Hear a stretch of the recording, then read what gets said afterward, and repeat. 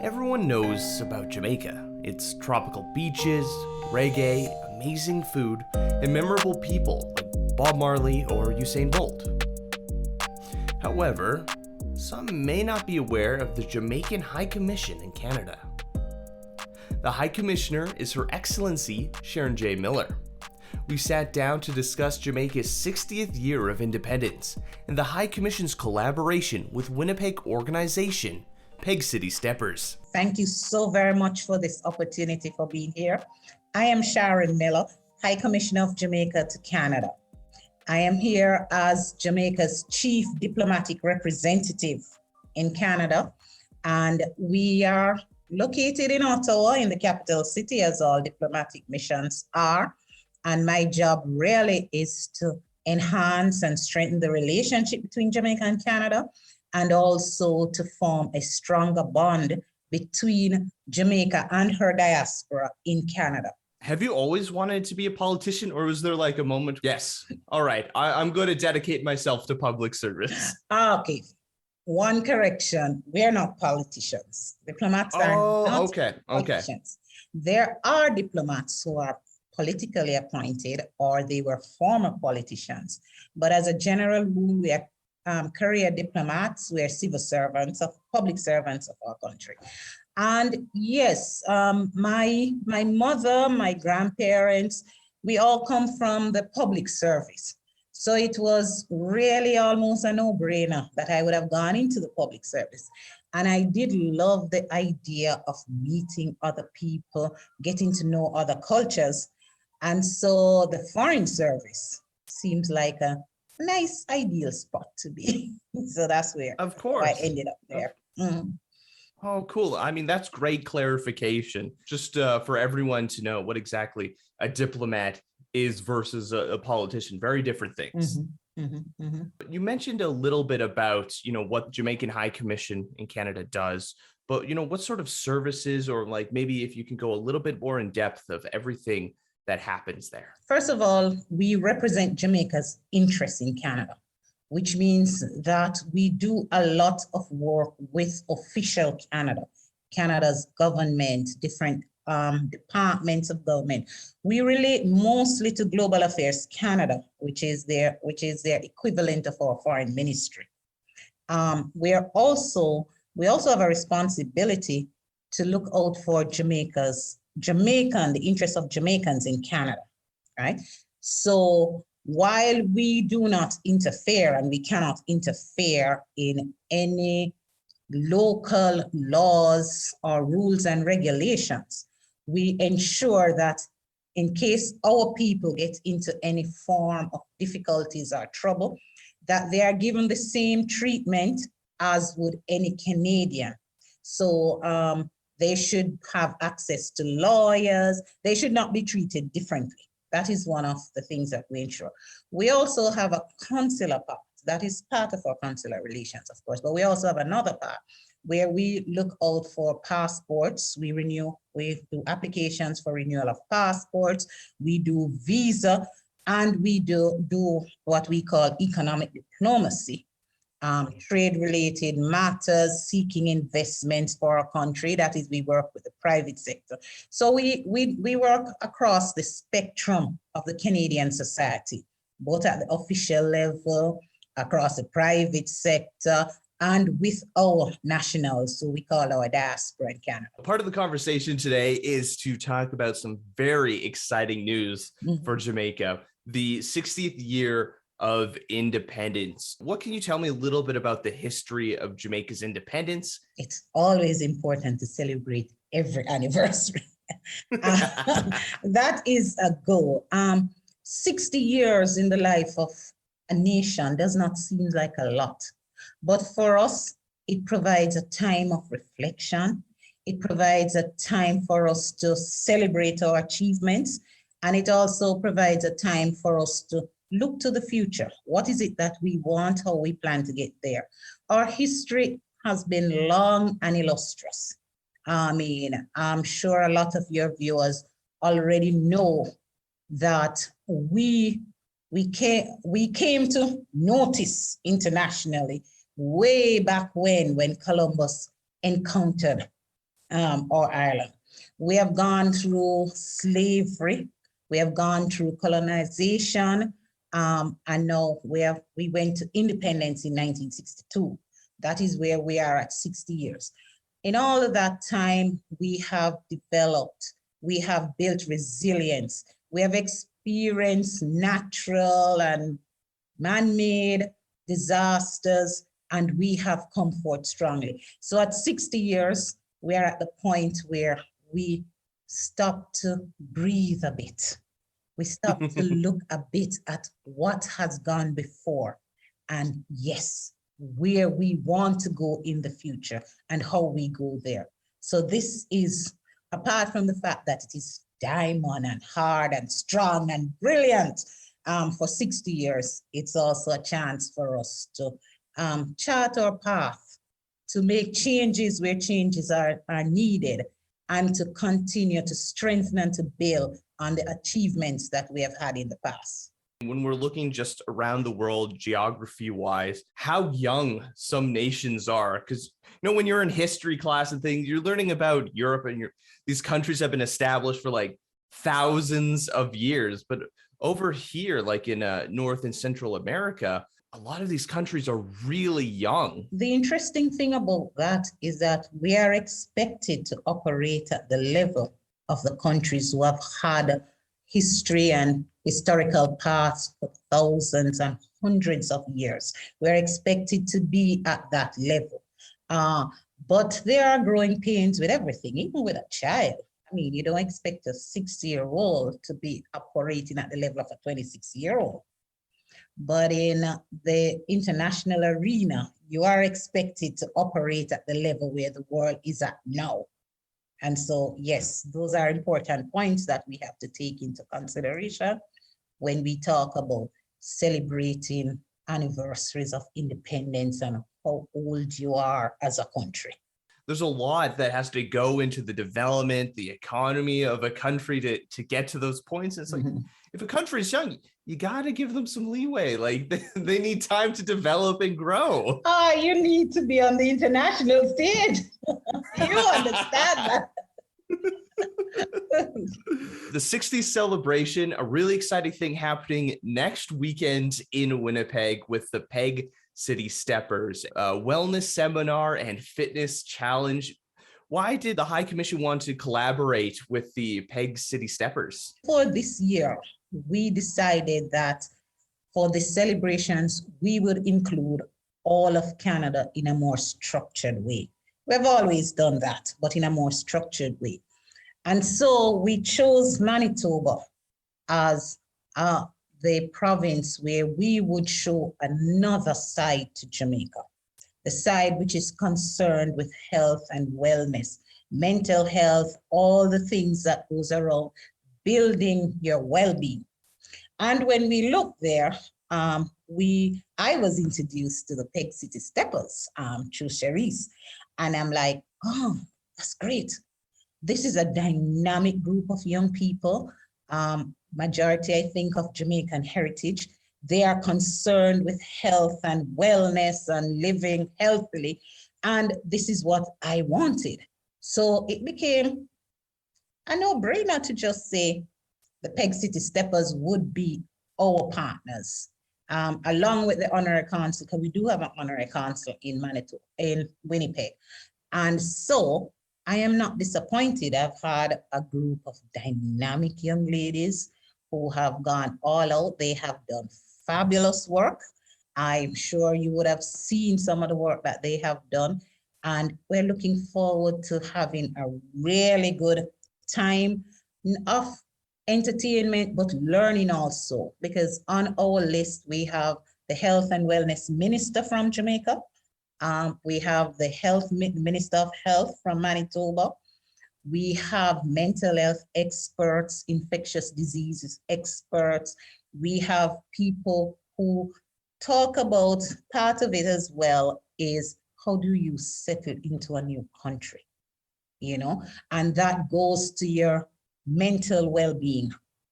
So we also are focused on that. So we have immigration experts as well. So it is really, I really feel very excited about it. I really think that I chose the perfect partners to go into this.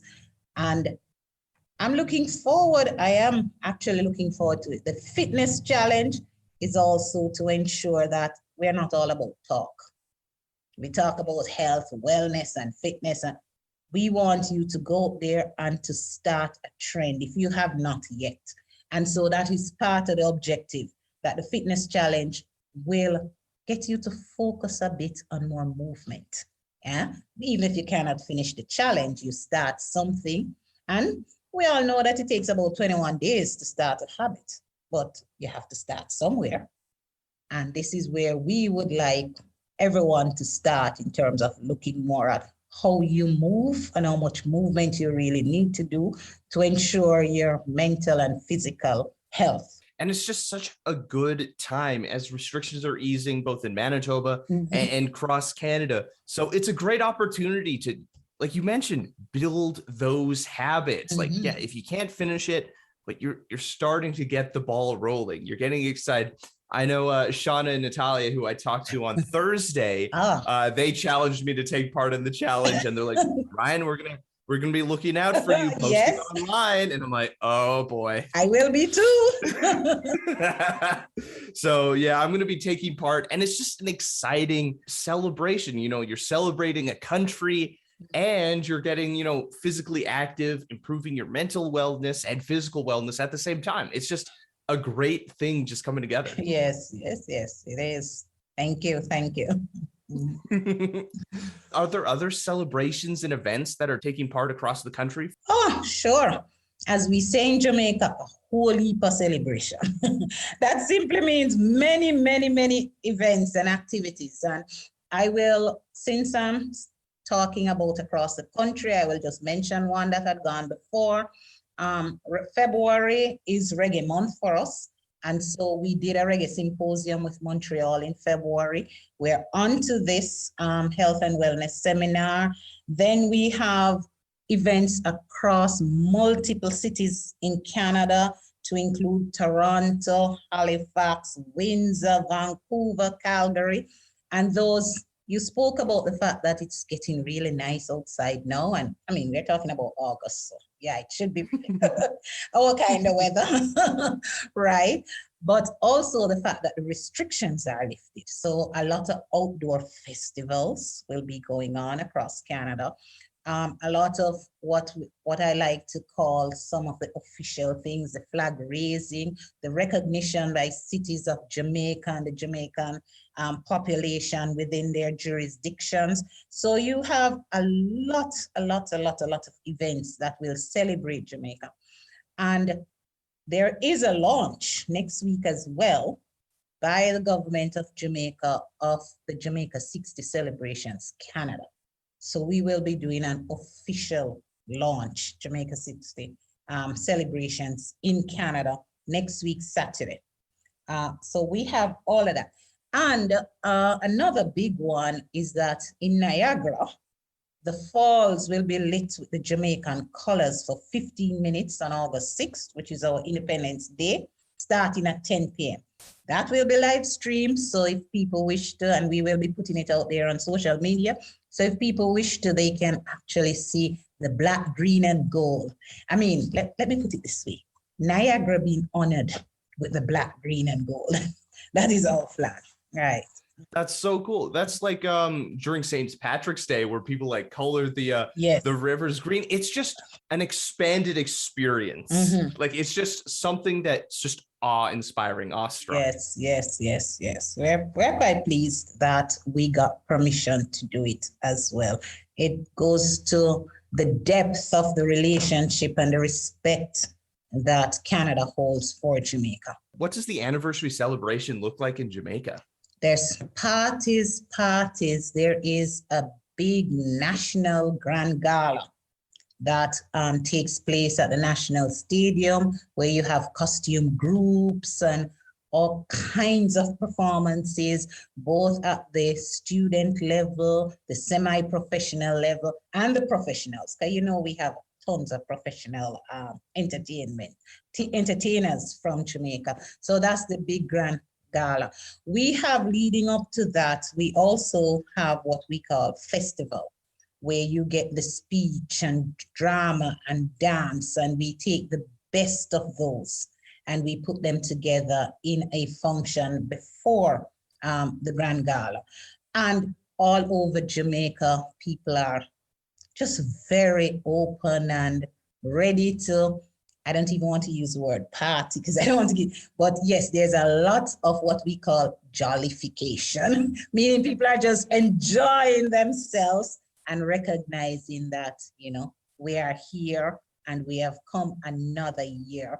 Through whatever struggles, we are resilient and we keep getting back to the Jamaica that we love, the Jamaica that's loving and kind, celebrating what we have and what we hope to achieve. There's so many cool things happening both in Jamaica and Canada for the celebration. Yes. How do we continue to build community and friendship between Canada and Jamaica just moving forward? There is a deep respect for Jamaica and Canada.